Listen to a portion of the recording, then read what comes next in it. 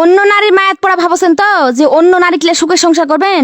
ভুল ভাবছেন। কারণ আল্লাহ তাআলা নিজেই বলেছেন তালাকের কথা শুনলে আল্লাহর চতুর্থ আসমান পর্যন্ত কাঁপে। পুরুষ প্রথম বউ ছাড়া দ্বিতীয় বউ হলে কোনোদিনও সুখের সংসার করতে পারে না। পুরুষ খালি যৌবন কালটাই কাটিয়ে দেয় আনন্দে, কিন্তু সে আনন্দ বেশি দিনের লয়, ক্ষণস্থায়ী। খালি সময় আর ধৈর্যের অপেক্ষা। সময় ফুরে গেলে পুরুষ তুমি প্রথম স্ত্রী আর সন্তান মোমবাতি জ্বালায় খুঁজলে পাবেন না, দেওয়ালত মাথা টুকে মরা লাগবে তোমার। এটা আমি তোমাকে গ্যারান্টি দিচ্ছি। কিন্তু সেই ততদিন বহুত দেরি হয়ে যাবে। সময় থাকতে মূল্য না দিলে ভাই পরে তো পস্তাতেই হয়। এটা ছোট বড় সবাই জানে। ওই যে কিছু কিছু খারাপ নারীরা আছে যারা অন্যের সাজানো গুছানো সংসার দিকে নজর দেয়, দিয়া সেই সাজানো গুছানো সংসারটা নষ্ট করে। খারাপ মহিলা স্বপ্ন দেখে সেই সংসারটা এসে রাজত্ব করবে, কিন্তু এটা কোনোদিন হবে না বোন। অন্যের সংসার ভাঙ্গে অন্যের নিষ্পাপ জীবন নষ্ট করে তুই জীবনও সুখে থাকতে হবে না। হাই রে বোকা নারী, তুই এটাই ভাবিস তো যে অন্যের সংসার সুন্দর সংসার দেখে সেই সংসারের উপর লুপ দিস, নজর দিস, দিয়ে সেই সংসারটা এসে ঢুকিস? এটা জীবনও হবে না। কারণ একটা কথা মনে থাকবো, কারো ক্ষতি করে কেউ কোনোদিন সুখে থাকতে পারে না। তুই যে সুখে না থাকবো সেটা কিন্তু লয়, থাকবো তবে কিছুদিনের জন্য। এই মোহ যতদিন তোর চোখ থাকবে ততদিন পর্যন্ত তুই সুখে থাকবো, তবে এই মোহ